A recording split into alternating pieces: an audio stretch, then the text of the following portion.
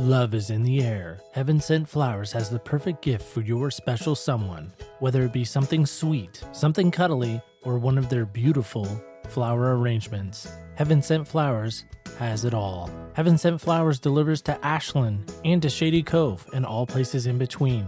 Check out their website, flowerseaglepoint.com. Like them on Facebook to see more of their arrangements under Heaven Sent Flowers, or call them at 541-826-2536 for a chance to win an elegant dozen red roses. Comment #FlowersForMe under the rose post under OPS Podcast Show under Facebook, Instagram, and Twitter to enter daily. Winner will be announced Friday, February 28th on our social medias. Heaven Sent Flowers and Gifts, where it smells heavenly.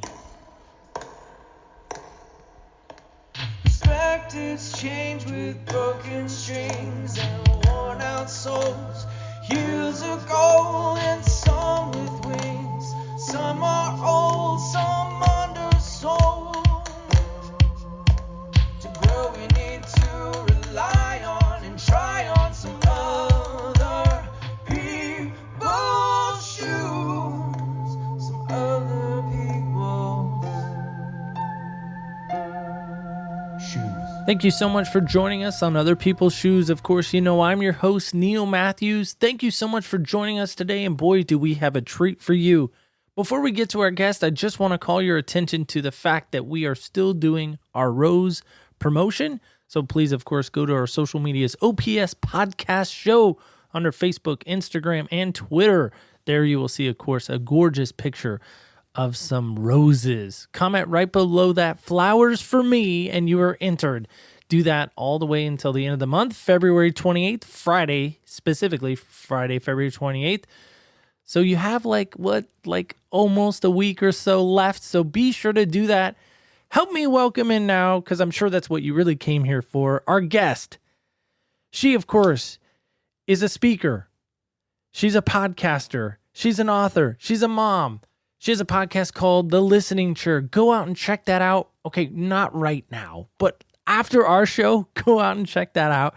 She, of course, is an author, and her latest book, which we are really excited to get an opportunity to sit with her and talk about today, is I Am My Own Sanctuary. Help me welcome in Meg. Meg, how are you today? Good, so good. Good. So I am so fascinated with this. Your book title, of course, grabbed my attention. Of course, I Am My Own Sanctuary. We'll get into that, I'm sure, a little bit later. But we got to ask, of course, the most important question that everyone gets to answer when they come on, and that, of course, is what size shoes do you wear? Yes. I have been waiting to answer this great icebreaker question. So exciting. So I have to wear orthopedic insoles because of my arches, and I pronate. And then I also put way too much weight on my right foot, and my weight is more on my arches, just on the heel of my foot on the left, whereas the right foot, it's equally distributed. So I have to wear orthopedic insoles. So I am an 8.5, but with my orthopedic insoles, although I am only 33, I have orthopedic insoles, so I wear a size 9. And is there a brand or a certain style you like to wear more than most? Ooh, I love Danskos shoes. They were made for ballerinas and dancers who are on their feet all day, and they are super stylish.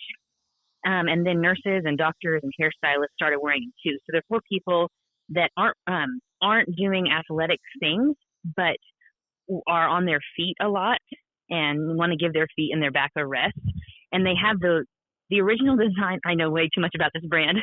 The original design looks like a clog dancing shoe, like a clogger would wear, if I'm saying that right. So it comes off the back of your heel when you walk. And what that is doing is making sure the shock of your foot hitting the ground doesn't really affect or hit your bones and muscles and all the good stuff in your feet that hard.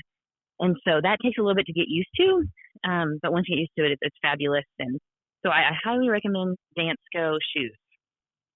That might be the longest explanation we've had describing someone's shoes, but that's okay. That's all right. Yep. I am wearing my plain Jane black Adidas. I love these. They're my work shoes. They're really tennis shoes, so If my work ever really looked closely, they're like, "You're not wearing dress shoes." I'm like, "Yeah, they're Adidas though, and they're black." They do this. Do they have nice arch support? I had plantar fasciitis. I'm an avid runner a while back, and that might be hell on earth. Oh yeah, I've had it before. That is the worst. I don't wish that on my worst enemy. Not that we should have any enemies, but you know what I mean. I just that's terrible. So no, I have. You probably maybe know, maybe don't. I have upwards of 50 pairs of shoes. Oh yes, I have heard that. Yeah, I'm kind of a shoe nut, so it's getting better, I think. Man, I know. Probably I know not, that we've though. talked. No, I know we've talked about the Enneagram, and so as my in all my 3 glory, I want to give you a marketing tip for your social media marketing. Thank you. And yes, please. You should totally make one day on Instagram and your personal Facebook account. One day be a picture, a really nice picture of one of your pairs of favorite shoes of your 50, and sharing the story of how you got them, what attracted you, what events have you worn them to. I love that idea. I really do. No, thank you. I appreciate that. It would totally honor your 4-ness. It would honor my 4-ness for sure. We, of course, are going to talk about the Enneagram too. If you're not sure what that is, stay tuned. We'll tease that as well. We are big Enneagram fans, Meg and myself. So, Meg, we're going to just jump in. You strike me as a person that just likes diving in the deep end too, right? Just cannonballing in. Totally. All right. So here we go. So, how has becoming a writer shaped your identity? Oh, that is a deep question. It has been like I think anytime we create something as co-creators with God, whenever we own the power of our talent, and we steward the idea well, and we create something, it's not only healing for us to do that, but it's healing for others to take part in that creation. So it has given me an increased confidence in myself, and it's made me more aware of, this utter love that I have for how words look on a sheet or on a Microsoft Word document, or how words feel in your mouth, or how compliments feel when you say them to others. That love is not just for me to love that and enjoy that. And really enjoy a well-written episode of 30 Rock or a well-written piece of poetry. Like, it's not just for me. That love of words that I have. It was given to me to share with others. And so that's been really empowering to hear back from leaders of the book and hear how they felt encouraged. They felt closer to God. They closed the book feeling more equipped. So tell me in those ways, and it's been shaping me. I remember back to kindergarten. I know you kind of have that children's ministry, children's pastor kind of background, so I know this is going to probably resonate with you. But I remember back to kindergarten, riding the bus to school, the 2 times I rode the bus to school in elementary school. But we had show and tell day, and I remember there was this box, the rainbow-colored box. I don't know why I remember this, but we could bring one item from home to share, and that was our moment to kind of unveil it to the class. There was some build-up, there was some fanfare, and then when you took your item out of the box, obviously there was some oohs and ahs. But I reference that memory, as weird as this sounds, as when I come out with an episode, and maybe when you come out with one in the listening chair, or even when you've released a book, because I know this isn't just your first book, this is your second, if I'm not mistaken, right? Yeah, you are right. Right. Okay. So when we unveil that to the world, we want everyone to get excited about that show and tell, or that project, or that, piece, or whatever it may be. Have you discovered in that process, not everyone really loves what you're doing, and not everyone oohs and ahs. And so my question leading all of that to say this, how the heck do you counteract the naysayers and the people that are just like, listen, I didn't love that. It wasn't great. How do you counteract people's views of you? Yeah. And, definitely as an Enneagram 3, as a performer, /achiever, whatever label you want to give us 3s, that was the hardest part of this last book, was that I had to accept the fact that it's not going to impress a lot of people, because my authorial voice or my style as a creator is one of satire, and I use a few cathartic cuss words, and I poke fun at complementarian marriages and the bureaucratic machine of the church and a little bit of purity culture. I in no way teaser of the book. I in no way promote promiscuity, but I poke fun at some of the teachings in youth groups in the late '90s and early 2000s. So I poke fun at things that people have great value for, and so I had to own I had to email a few mentors and give them a warning of the book that they were going to read a side of me that won't be in line with them theologically, and thankfully the more conservative, right leaning mentors in my life responded with love and saying, I breaks my heart that you think that I would love you any less because we're not theologically aligned anymore, but I want you to know I love you and I already bought your book. And so that was good, but I had to really own it that this is, I guess, marketing 101, that I had to figure out with my business coach and figure out who is my target market, who is my niche that I'm serving with this book. And then as a 3 owning it, this is going to be a small target market. This is going to be a small niche that I'm serving. These people that won't be offended by a book that has scripture and Friedrich Nietzsche and a South Park episode mentioned and Tina Fey's writings and and so that would be interested in a book that reads like Seth Meyers had a book baby with the Catholic nun Joan Chittister, and so owning my target market and naming it, claiming it, surrendering to that, and then just creating everything with them in mind. And then also I was very intentional with the introduction to this last book, in saying that if a word or a sentence, something like this, I put, if a word triggers you or strikes you as uncomfortable, I invite you to put the book down and breathe deep and tap into, why is this bothering me so much? And so I'm totally open and aware to that. And not all creations are for everyone, that we all have, even if we haven't taken a single marketing class, we all have a target market that we're serving with our creations, period. And owning that and then surrendering to serving them well with everything you do. Yeah, I think that's the danger, right? Anytime. I know I had to get over that, and I would imagine others would as well. Yeah. Is the fact that when you create something, when something is out there on the internet, I mean, it's out there as long as the internet now will exist, right?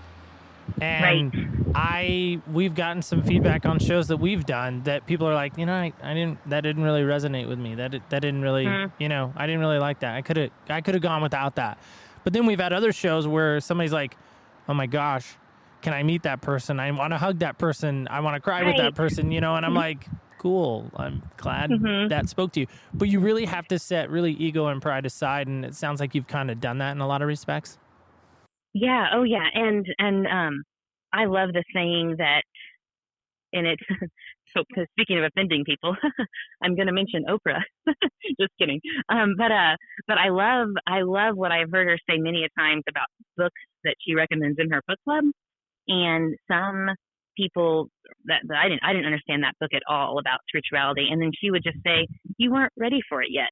And that is the case for a lot of content out there, that some people aren't ready for it yet, and some will never be ready for it. And the way, the mentality that they're operating out of, their worldview, it's working for them right now. And it's not my job to convert them into liking my stuff, because they're not my target market. And I feel God has called me to serve this specific niche of people. And so I'm trying with all my heart to do that well.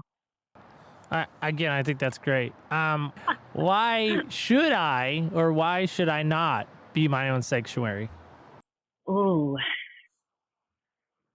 I think you or the listener or myself, it would not do anything with any favors to live from a place of appeasing or impressing others. And so I think when we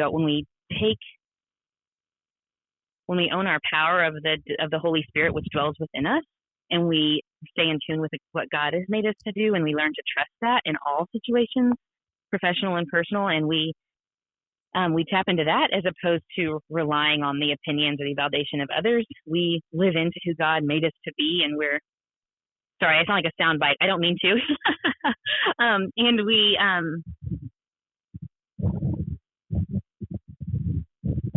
we're able to balance, to live in the psychology world, as they would call, as a differentiated self. We're able to balance our autonomy and togetherness better. We're able to own our emotional health and let others own theirs. We're able to be less reactive.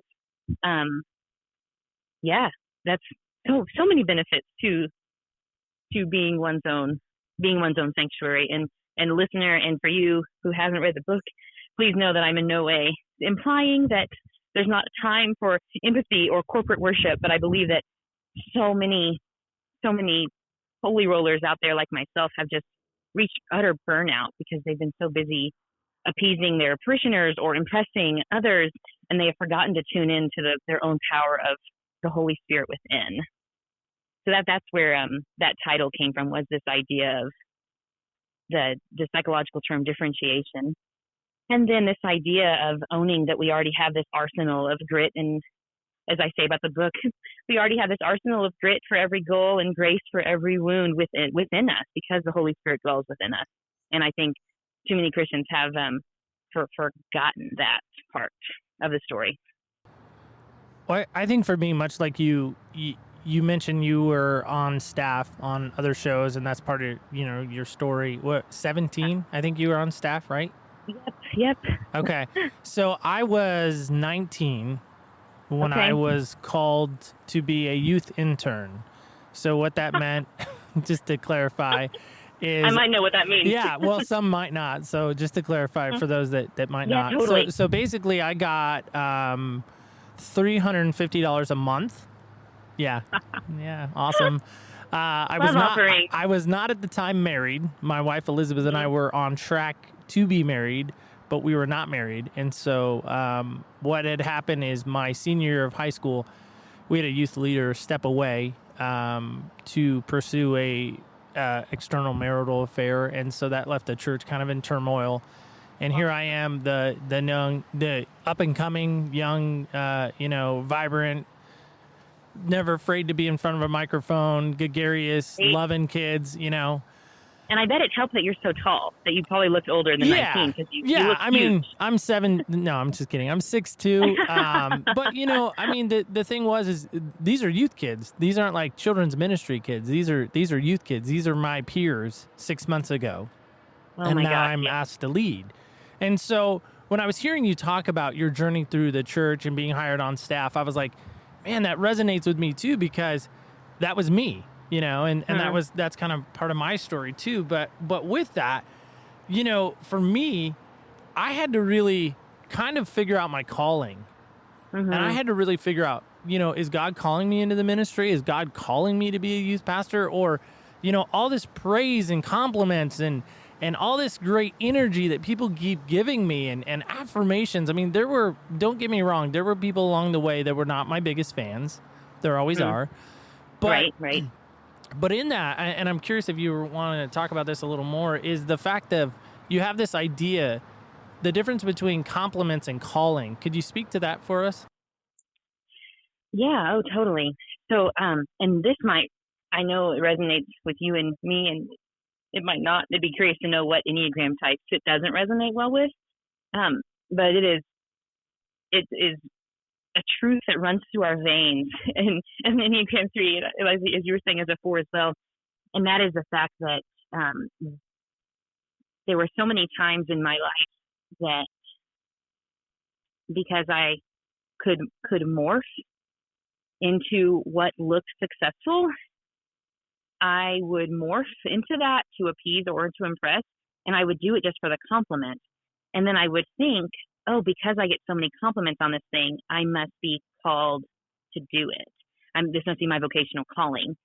And then I started noticing that there was certain work that I was getting complimented on, that if I had an off day where I was all by myself at home, I wouldn't choose to do that work. Like, it did not bring me joy unless there was someone around to applaud it or to say, good job, Meg, you're so great at that.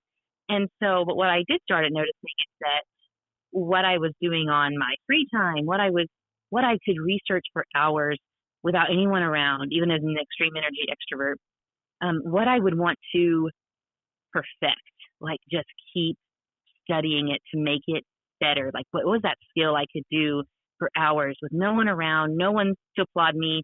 What was that skill I always wanted to just keep perfecting just because I loved it so much? And so that helped me decipher that. And so well, I'm sure I'm trying to answer differently than other shows, but one thing that was also helpful for me in vocational discernment was I noticed that the people who were also down the ordination track, and the things I would get compliments on were the sacraments. And so as a mainline Protestant, we had ordained people can marry and bury, do baptisms, and I'm forgetting one. Communion, there it is. And their word, order, service, so they're in charge of keeping the bureaucratic machine alive. And the friends that were also on the ordination track, they love those things.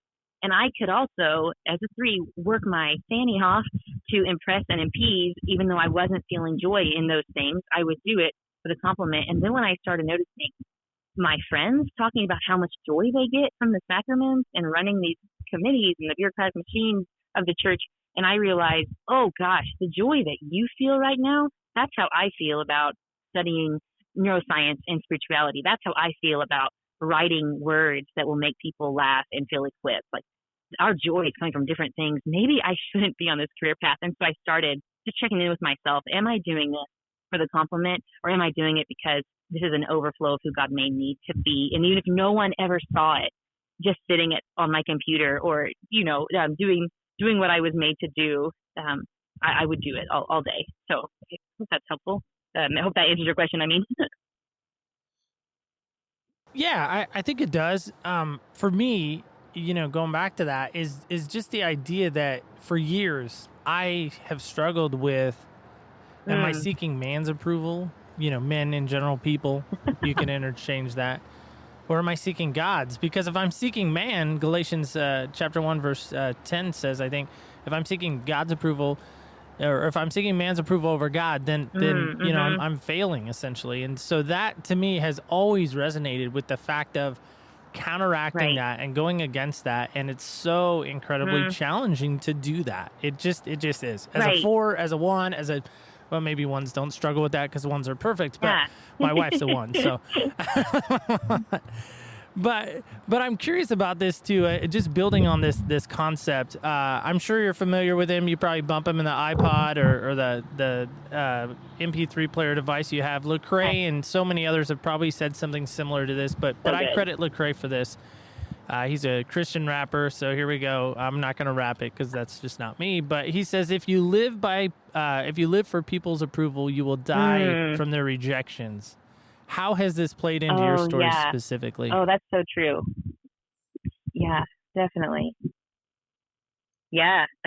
No, I definitely, after 15 years in the local church, the gnashing of teeth of the local church, even though I had an amazing senior pastor who I loved and respected and still do so much, and taught me the importance of self-care and self-love, surviving the gnashing of teeth of the local church. Yeah, I definitely felt there were times where I was living way too much for their approval, that in moments of conflict and differences, and when I didn't feel supportive, it ate me alive. It burned, what's the saying? Burned me to a char. Yeah, so I think that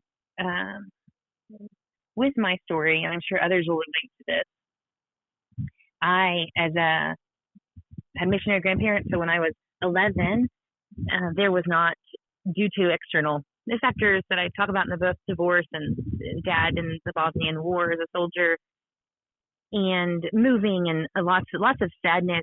There was a season that the affirmation and validation that it's healthy for a child to get at home from the biological family, it wasn't happening for me. And so I found that in the church. And so I would preach and sing and travel to different conferences and churches with my missionary grandparents and the applause was healing to me. Maybe not healthy, but it was, I found what I didn't get at home. And in some ways, like I talk about in the first book, that's the role of the body of Christ, is to be the supplemental family to kids that don't have that in their biological parents. 100% believe that. What I was getting though was this this mentality that God's love is like the church people's love, which to me at 11 was performance-based love, and that's, we all know that's not how God loves, and that's not helpful and healthy. And so there was like all of us, we grow up and we, in our teen years and young adult years, we rewrite narratives that we realize, oh, that's not serving me anymore. Oh, that wasn't true then, and it's not true now. I need to get rid of that narrative. And so I had to do a lot of that. And thankfully, although what hooked me to the church was, as a tween, I get applause here. I make people smile here. I'm going to keep singing and preaching. What that led to was connecting to Christ-like mentors that helped me grow into who God made me to be, an authentic relationship, and led me to a God that heals, and a God that knows, a God that loves beyond all measure.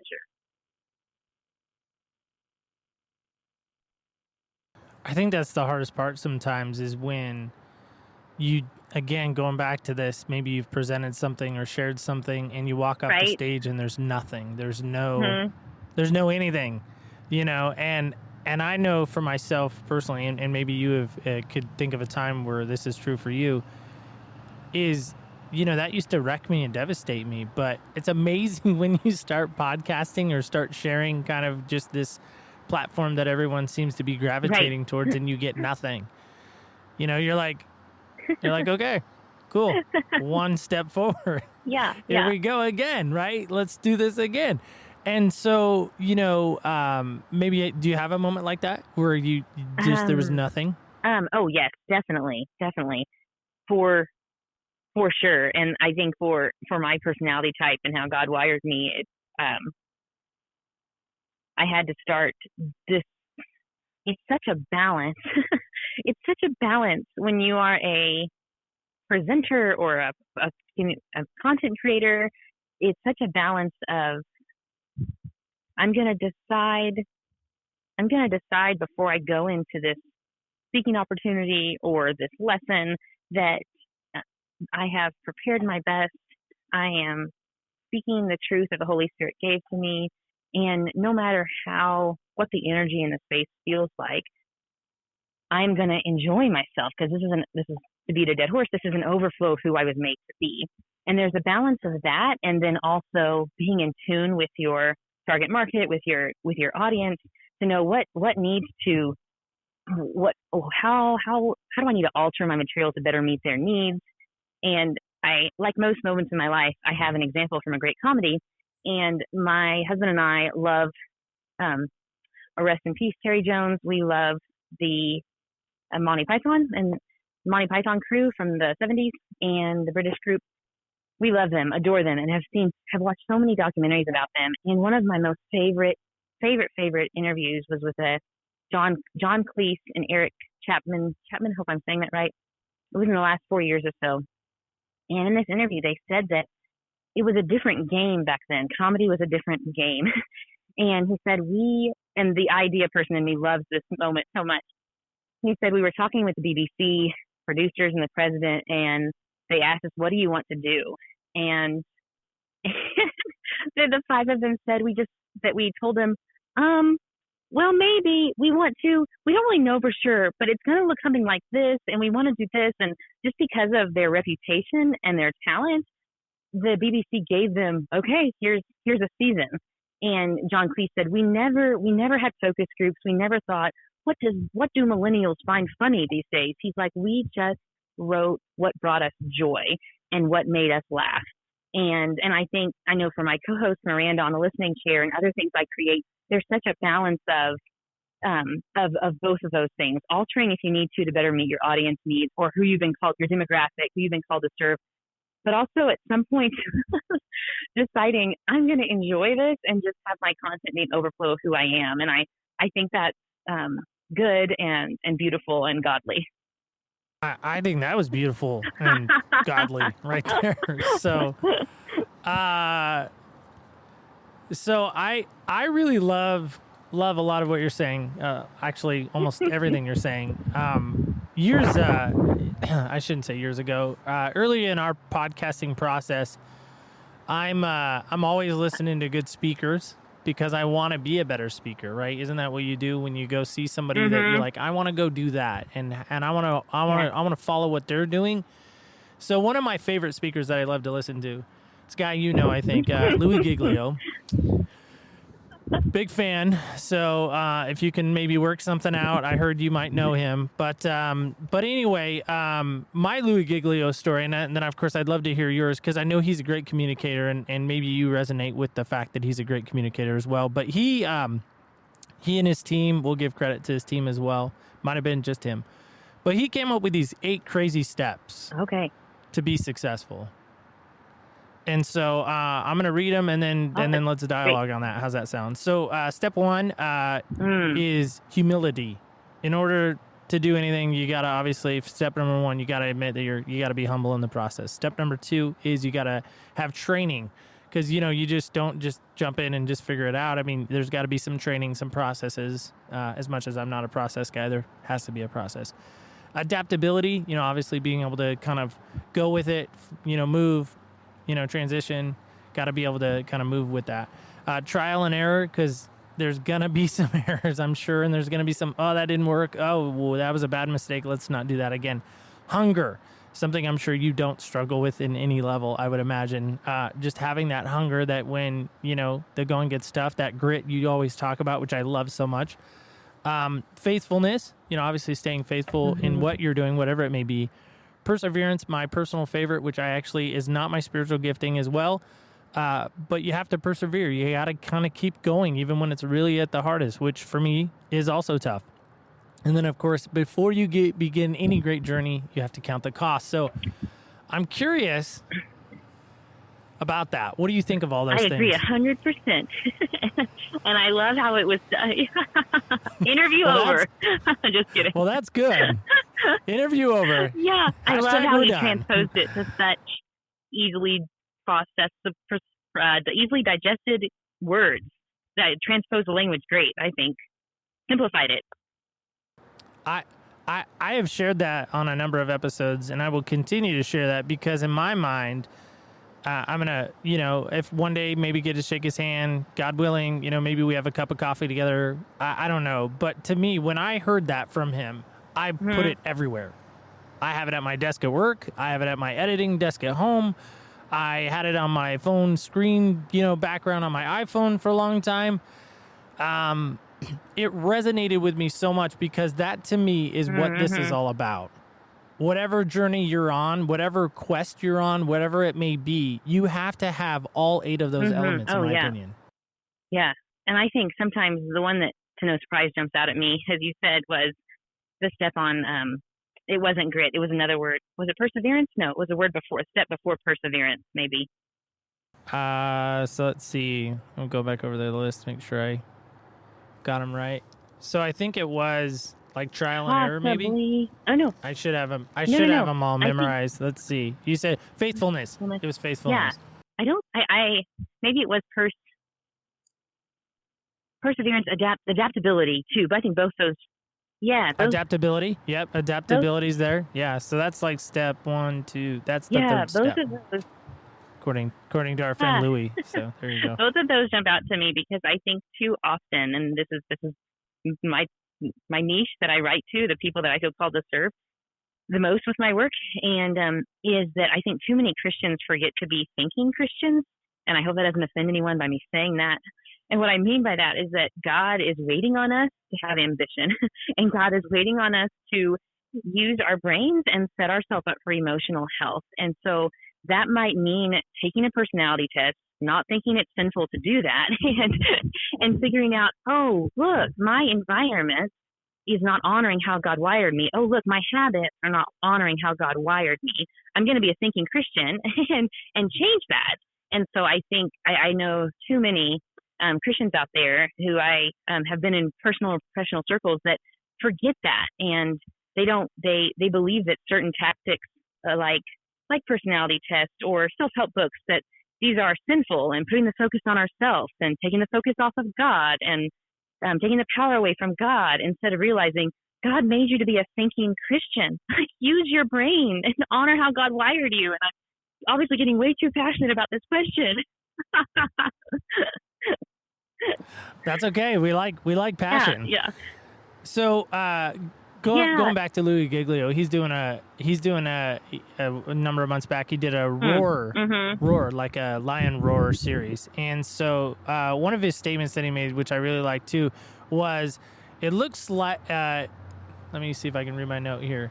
It looks like you were left for dead, but guess what? God still has a purpose for you. I'm wondering, by your book, if a lot of, we'll call them believers, disciples, people of faith, whatever it may be, if they in a lot of respects are like Lazarus, because that's what he's referencing in that statement, where that statement comes out of. He's telling the story, retelling the story of Lazarus. For those that don't know, Lazarus was one of Jesus's really good friends, ends up dying. Jesus isn't in a big hurry to get there. He's in the grave like 4 days. Jesus comes, says, Lazarus, come out. This is obviously the Reader's Digest version, but comes out. He's like, take the grave clothes off. But he calls him by name. Lazarus, come out. So I'm curious, Meg. You got friends, you got a cool associates, colleagues, whomever. Do you think your book maybe is perhaps calling those by name who have been asleep for so long to come out of what they've come out of? 100%. And to sound as lame as possible, I remember when I was creating the book, this happens for most creators. When you create, which I think we all are, with something you create, it takes on a life of its own.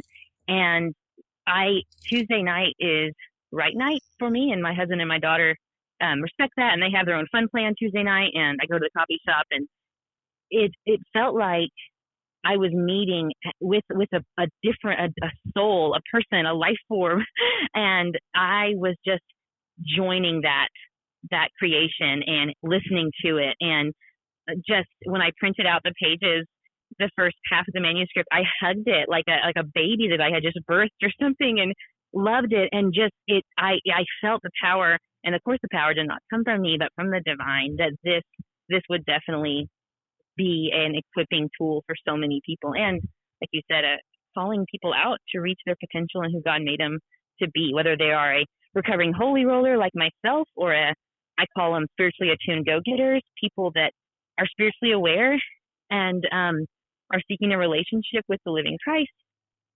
And they don't give in to the lies that religion tells us, that it is godly to play small or shrink back, as Marianne Williamson says, and ambition and self-love are also not ungodly. I can use a double negative. And so, yeah, for sure, a calling out was a hope and prayer for it, for sure. So speaking of coffee, one of my favorite phrases that I have really trying to resonate with, I don't know what I'm going to do with it, but it keeps just popping up in conversations, and that is this. Why do you think people are like coffee? Why do I think people are like coffee? Like copy for marketing, like copywriting? Oh. No, like coffee. Oh, like coffee. No. Sorry. Okay, yes. Specific on that. Caffeine. Like, yeah, coffee. Why do I think people are like coffee?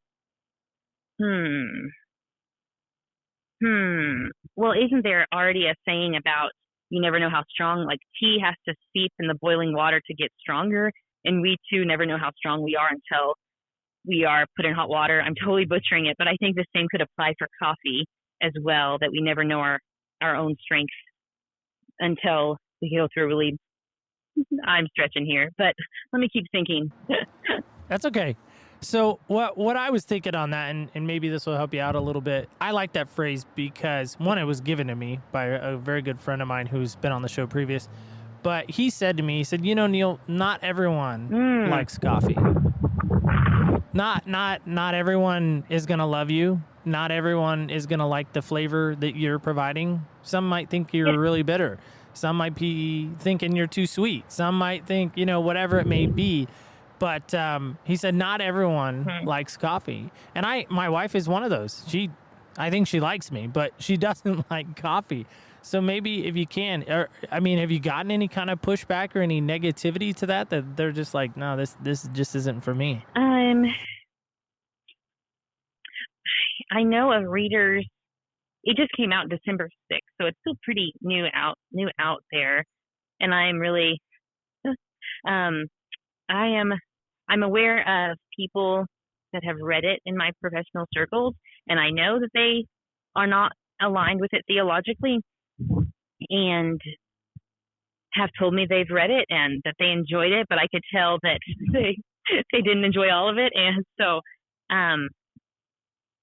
but no, I think I've tried to be intentional in my work of stillness and solitude and meditating and journaling and being in the sacred text in the morning, and just taking time to be reminded by God of who I am and who I'm here to serve.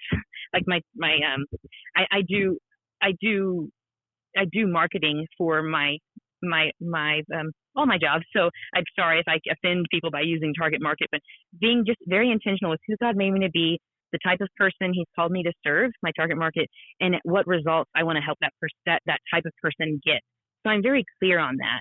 And then in the book I unpack, which was years in the making, this idea that we have different tiers of relationships, and being aware, even as nice little good Christians, that different relationships call for different amounts of emotional energy, different standards, and different boundaries, and being clear on that.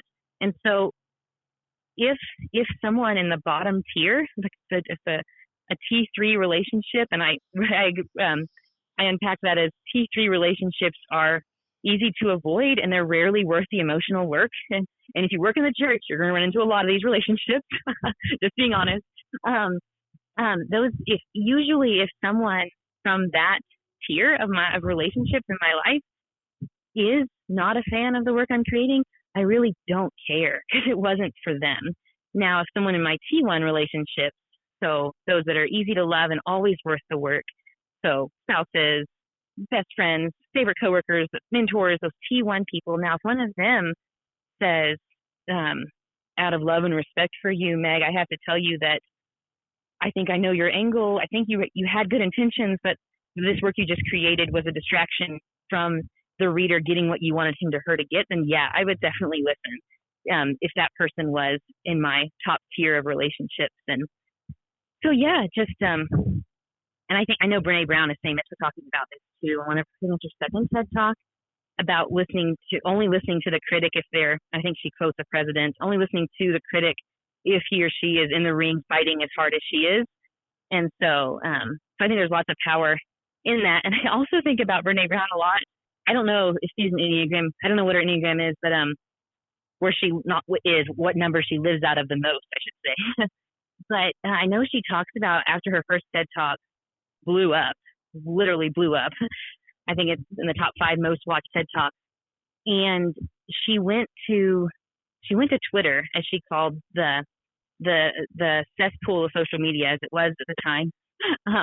And people were just attacking her self-image and basically that. They weren't attacking her content. It was all her self-image and how she looked. And I think it made her have this nervous breakdown, and she was bedridden for 3 weeks or 3 months. It was a long time. She couldn't leave the house. It hit her so hard. And so I love that from that discomfort, this second TED Talk, I believe, was birthed. I would, from that time, and when she talks about, I'm only going to listen to the critic if the critic's in the ring fighting as hard as I am. And so I think that's really important to remember. Long-winded answer, I have not had explicit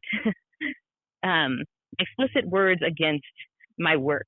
And so, but I know that I will, because I think that God made me to be, I sound so confident, don't I?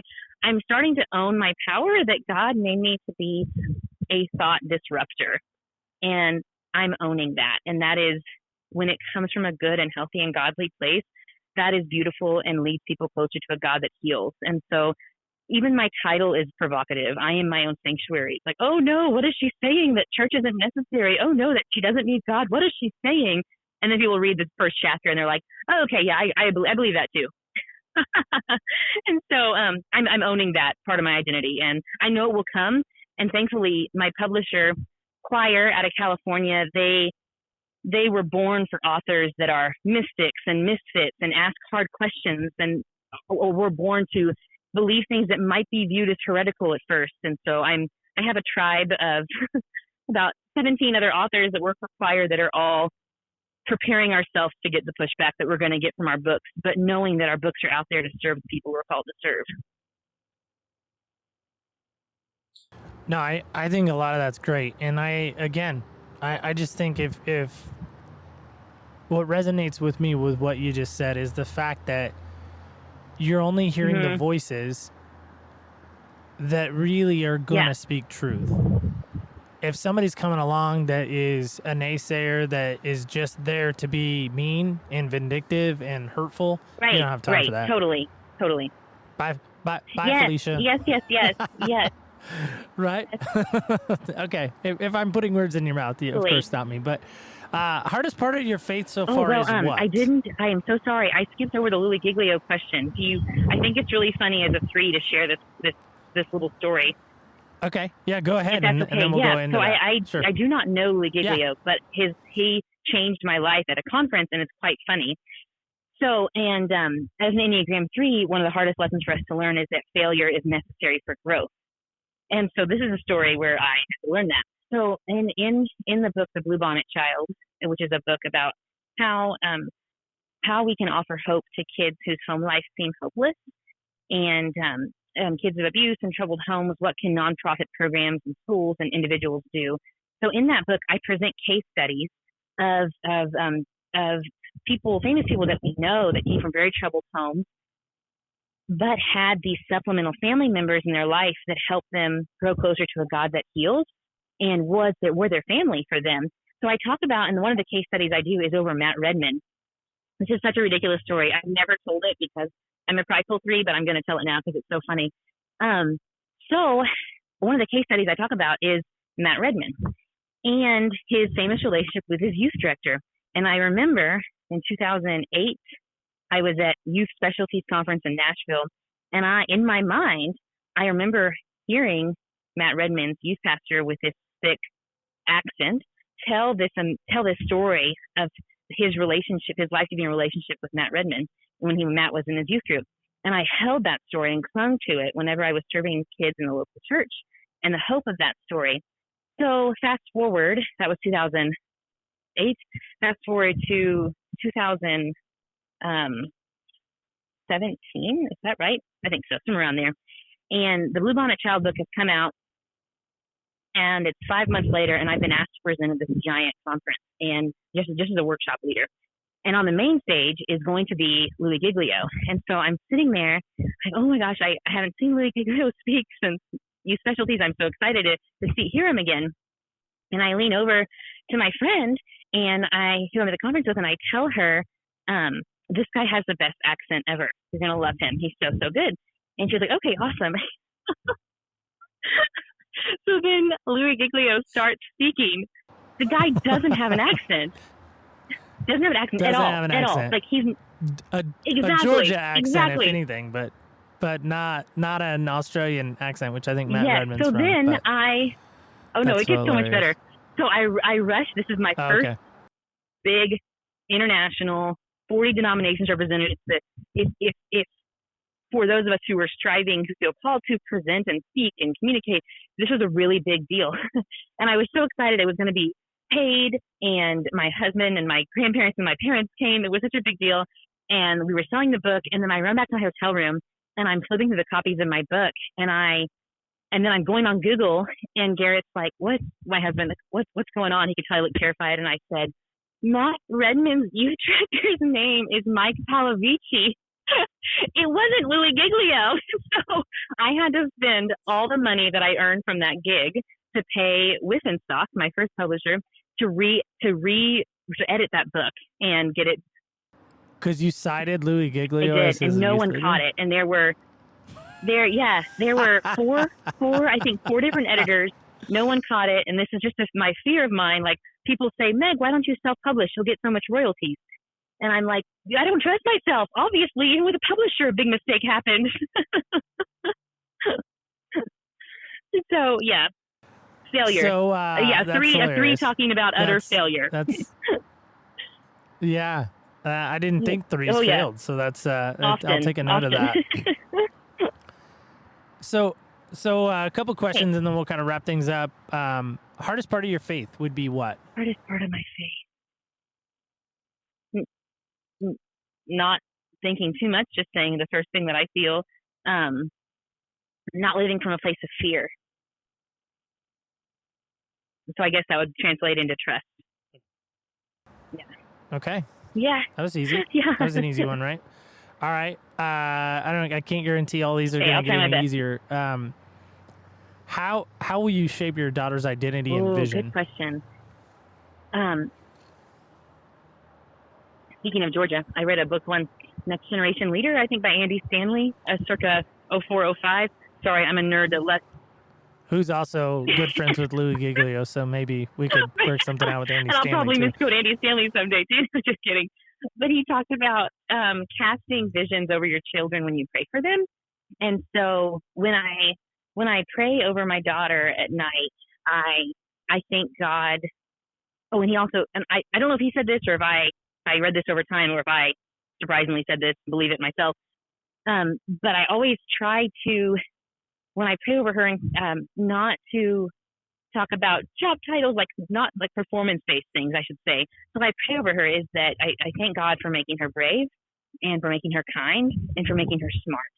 And then I try my best and sometimes fail. But I try. She's 5, but she came out of the womb a 40-year-old. I'm pretty sure I try to affirm these gifts that I see that God gave her. And we recently had two deaths in our family, my grandfather and my aunt. And so we've been talking about that a lot lately, and in our house, and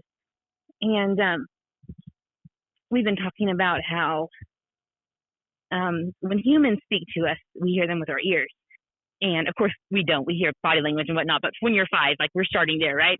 We hear people with our ears, but with God, we hear God with our brains and our bones.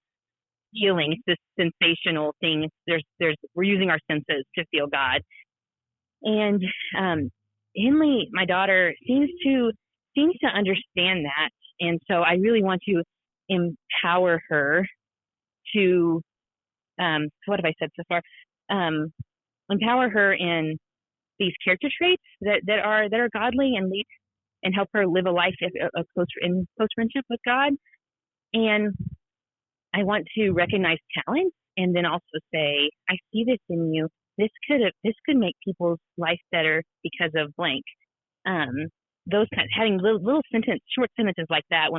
And the third one is just this, learning to be aware of the Holy Spirit and how, most of the time for most people that's done in solitude and tapping into our senses and being still and trying to listen to God with our brains and our bones. And so those things have always led me. And then I don't know if this answers the question, but I always when I raise my voice or when I make a mistake, I always apologize to her and then said, I'm so sorry. Mommy was grumpy. It was not your fault. Mommy didn't eat breakfast, or mommy had something happen at work and it made me mad and I got home grumpy and I'm so sorry and I'm going to try to do better. Or I get her to preschool too late and she misses playing with her friends and Mommy, why don't you get me to school earlier? I'm so sorry. I took too long on my makeup. I will try better in the morning. And then I try better. And so trying to forgive, model forgiveness and ask for forgiveness and being honest and transparent. I think one of my most recent parenting lessons that I learned and that my daughter taught me, and she teaches me so much, is so good, especially in this time of grief when it's so fresh. Just things she says lately are really, really touching my heart and helping me grieve. But there was, at some point this past year, we were, I hope I don't offend anyone, but we were at Walmart and I don't understand this trend in toys that we're letting our kids play with poop. I don't get it. There's this toy, it's a unicorn called the Poopsie, and it literally poops out slime. Then the kid plays with it, and it's utterly disgusting. And my husband and I are totally against it. There's so many things psychologically wrong with it. Anyway, so Henley knows she cannot have that toy, and we're not that passionate about it. We just say, well, I am, but not to her. We're just like, no, let's get a frozen Barbie instead. We gently change the subject, positively distract. And so we're at Walmart, and I tell her, no, we're not going to get that toy today. My answer is no.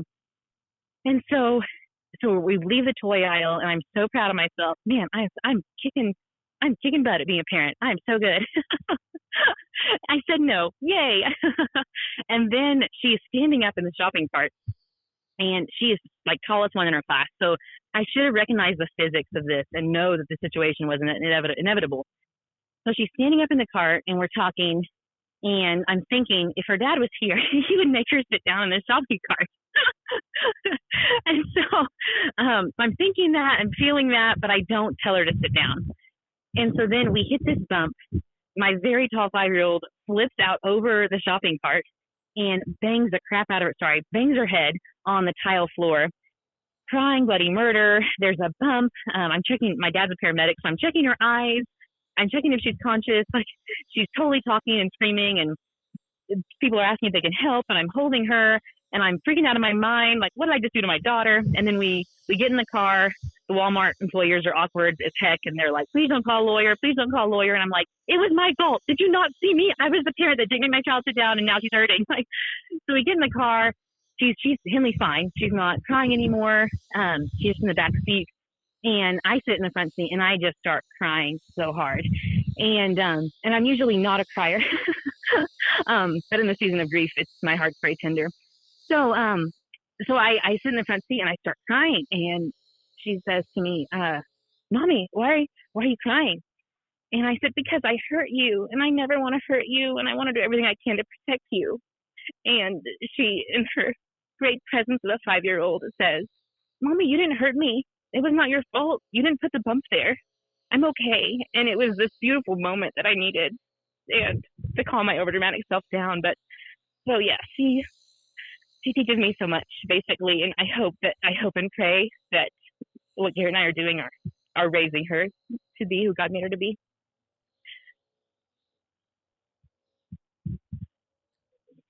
I never know where a question's going to lead. I really don't. Like, Garrett's always blown away that I can write questions within like 5 minutes to 10 minutes sometimes, and sometimes I don't even have questions, which is You're dangerous. You're just basically a great podcaster, is what it boils down to. I don't know if I'd go that far. I want to go one last question, but I want to respond to what you said first. So I do have one more question. So totally. If you can give us a little extra time. Okay. That was powerful. And I think in that moment, maybe there's a teaching moment there, right? When the bumps come, you didn't put the bump there. But we're careless sometimes. We're standing up in the basket thinking we're hot stuff, thinking everything's, awesome, and we're just fantastic, top of the world. I'm the king of the world, to quote Leonardo DiCaprio, right? And then we're brought back down to reality by a little bump. But who was there to comfort us? Who was there to comfort her? You were. You were the mom.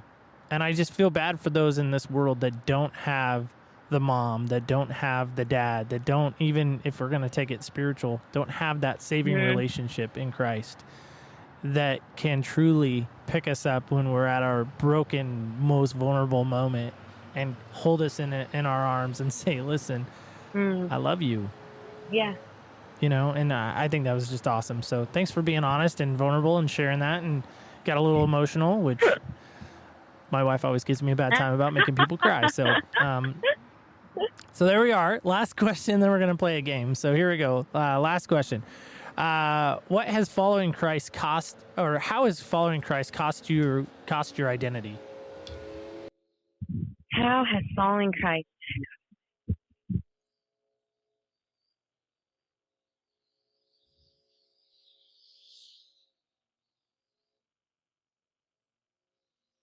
It has. This is a tough one to answer. I think it all goes back to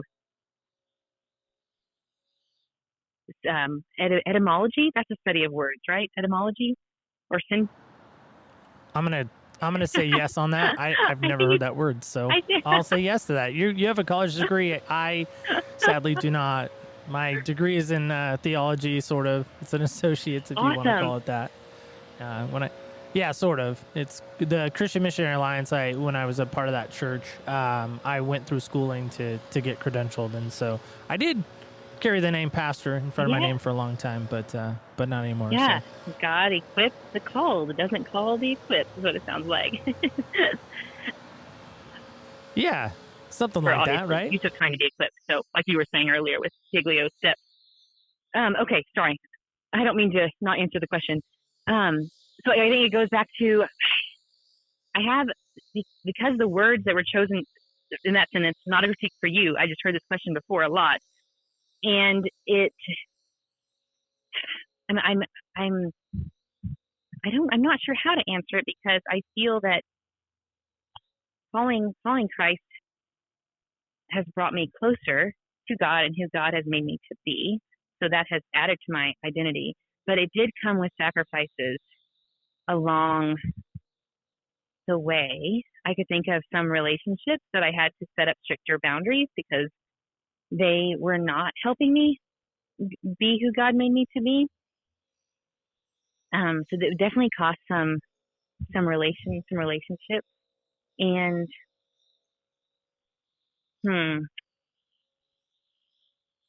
thinking of what else. Truly, there are things, other things. Well, maybe I'll help you out while you give you a moment to think. I remember back when I was in middle school, and I remember I had some friends that were making some choices that were contrary to faith in some of their lifestyle choices, drugs, things of that nature. And I had to make a choice, Jesus or them, because they wouldn't come with me. They wouldn't enter into the youth group scene. They wouldn't be a part of that because of that reason. And, there have been relationships that I've had to say, no to because of maybe choosing to be a part of the faith and saying, again, if you can't enter in with me, then we probably can't associate, which is sad, because I shouldn't have to do that. In fact, Jesus doesn't want that. He wants everyone. He's not selective. So I don't know if that helps any. Yeah, that does. That does help. And as I shared in the first book, I had these dreams and visions of having. I think this is one sacrifice that I made once I decided, that if I'm going to be who God made me to be, that one life I wanted to live, it's not going to be me living that life. And what I felt I had visions and dreams of having lots of children and having a house full of children, and then I have I'm a carrier of a chromosomal abnormality, so I'm like a Picasso painting. I have all the right chromosomes, but they're not all connected properly in the right place. So 13 is connected to 22. It's called trisomy 13. And so I wasn't supposed to be born. Long story short, wasn't supposed to be born. Has monkey chromosomes. Was very infertile. Probably couldn't get pregnant. And then had Henley, a miracle baby, and then had to be done having kids. And I talk about this God moment that I had in the doctor's office, that I felt a nudge on my heart from the Holy Spirit that vision I had for my life of a house full of children was not what God made me for, and that I was being called to at that time pour my heart and all my emotional energy and my soul onto out to kids of hurting homes. And so the nonprofit programs I was a part of was built from that place of serving kids from troubled homes that needed a supplemental family. And then it led to the first book. And now looking back, what I reflect on, and I remember saying things like, why would God put this vision on my heart and then not give it to me? And then realizing, like, what I envisioned, God is giving me that in a new and mysterious way. And so, and then just hearing God over and over again say, just birth this book, birth this content that helps people from hurting places, that helps kids of hurting homes, that helps people find their grit. Like, just birth this book. And it's so funny. It's amazing when we look back over our life and see, even though it was so uncomfortable and scary and not what I wanted at first, and I was heartbroken, I wouldn't have it any other way, because we see the good that God brought from it, the healing that God brought from it, the ways that we're able to serve that we could never have imagined. But when we own it and say, this isn't what I thought, but this is, I know without a doubt what God called me to, and we own it and we surrender to that. Yeah, rambling. No, I think you're right on with what you're saying, because I think so many times, right, we have this identity, this vision, this, concept of who we want to be, right? I mean, the 16-year-old you, Yeah. would she envision that you're here right now? No, nope. Maybe, nope. maybe not, Nope. right? 16, yep, not at all. I know the 16-year-old Neil thought he was going to be doing something crazy. I was going to be in Connecticut, working for ESPN. That was my dream, and that was my what I thought my calling was. And for me, my story, just real succinctly, is Columbine High School happens when I was a senior in high school. And that rocked my world, because the minute I heard what happened, I didn't think, well, gosh, that's really sad that, these kids died, and that is sad. Don't get me wrong. That is very sad that happened. But the second thought after that, I believe unequivocally clear as day, where was their youth leader? Yeah. Where was their support system? Yeah. Who was there to love them and hug them? Amen. And I thought, in that moment, I felt God really say to me, no, that's why I have you. Go do that. Wow. Not to the people who did Columbine, Right. but to the youth of the world that I've interacted with over the last couple of years. Amazing. So yeah, I mean, the identity and the vision and all that, I mean, it all comes with a cost, whether we admit it or not. I mean, there's that sacrifice. There's the Tuesday night writing night, mine's Tuesday night editing Right. night. Yeah. There's the Facebook posts. There's the staying up on, whatever's going on, being aware of what's happening, and having great guests come on, right? And finding great guests such as yourself and such as so many others. Thanks. I mean, there is a cost that comes with this. And I think people think, oh, it's great, it's grand, it's there every Wednesday for me. Awesome. But there is so much more behind the scenes that I think people fail to really see. So much. So let's play our game, and then I'll give you a final thought. How's that sound? And so we play this game. It's really fun. It's just kind of like the way we like to end the show most of the time. So here we go. I'm going to roll, because you are in Kansas normally, but today you're in Texas. But we'll put a pinprick on our map for Kansas. So Awesome. So, all right, here we go. I rolled for you. You got 3, so you're going to have to trust that I'm not lying to you. So you're going to have to believe that. So it's number 3. So number 3 is this: greatest thing you've ever smelled. Oh, my gosh. Oh, first one that comes to mind, obviously, is our local coffee shop in Winfield, Kansas, so College Hill Coffee. And it's phenomenal. And that might be...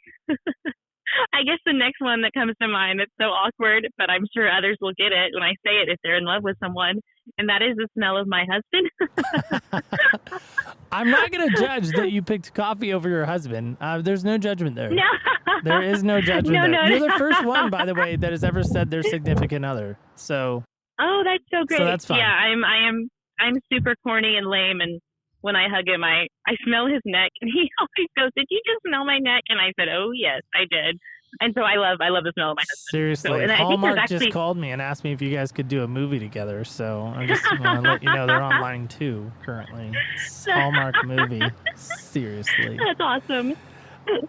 Meg, you're a delight. I wish you all the great success. It has been just entertaining. I love your perspective. I love what you're talking about. But how can people find out more about you and what you're doing and all the things, Meg, if you will? Yeah, thank you so much for asking. I'm honored to serve, and I love connecting with my recovering holy rollers, my fellow recovering holy rollers, and my fellow spiritually attuned go-getters. megcalvin.com. And then on Facebook, Meg Calvin, and on Instagram, Meggie_Lee_Calvin. And Maggie Lee Calvin is my legal name, and it's also my pen name as an author.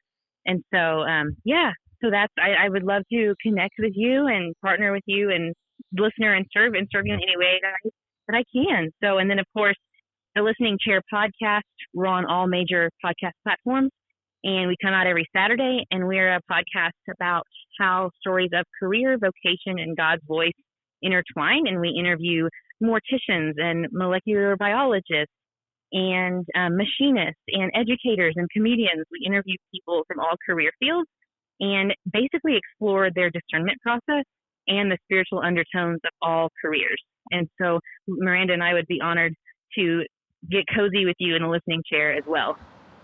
Oh, that'd be fun. That'd be really fun, actually. So awesome.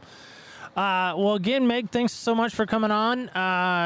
We're going to end with that. So there we are. There's our little outro music. So guys, go listen to her stuff. Go listen to The Listening Chair. Check out our book. We'll, of course, link all that in our show notes available. Garrett will make sure everything is there just as she described it to you. I want to, again, thank you so much for joining us. And remember, when you walk in other people's shoes, you really do get a different perspective on life.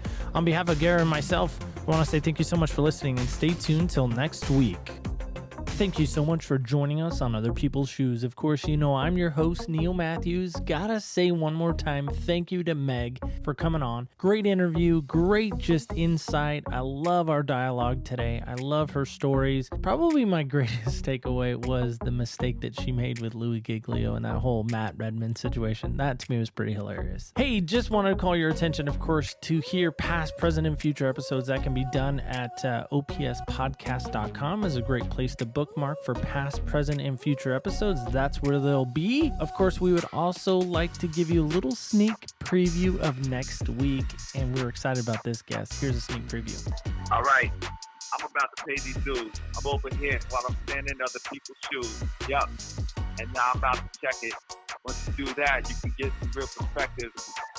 Like a record every time I'm going through. I got some other people's songs and I'm going to. And I have to grab the shoe, and it's unlikely. If I get the other people's shoes, it's probably Nike. Yup. Okay, now you can see this. I can rock Adidas, represent my Jesus. That's right. Without further ado, we are getting a mainstream Christian rapper. There's more to hear about that next week. I want to invite you back next Wednesday for that. Of course, OPS Podcast Show is a nonprofit entity, so if you'd like to give to the show, you may do so. Of course, we have linked our PayPal account information down below, so please feel free to do so. If you have questions, comments, or feedback, you can, of course, text our hotline, and that's done at 203-548-7463. 203-548-SHOE. Pretty cool, huh? Of course, like us, follow us, tweet us. That can all be done under OPS Podcast Show. And, of course, there you will see all of our social medias on Facebook, Instagram, and Twitter. And, of course, remember, when you walk in other people's shoes, you really do get a different perspective on life. And I just want to say, on behalf of Garrett and myself, thank you so much for listening. Stay tuned till next week when we go out to the great state of Florida. Until then, have a great week. We'll see you back right here when we walk in other people's shoes.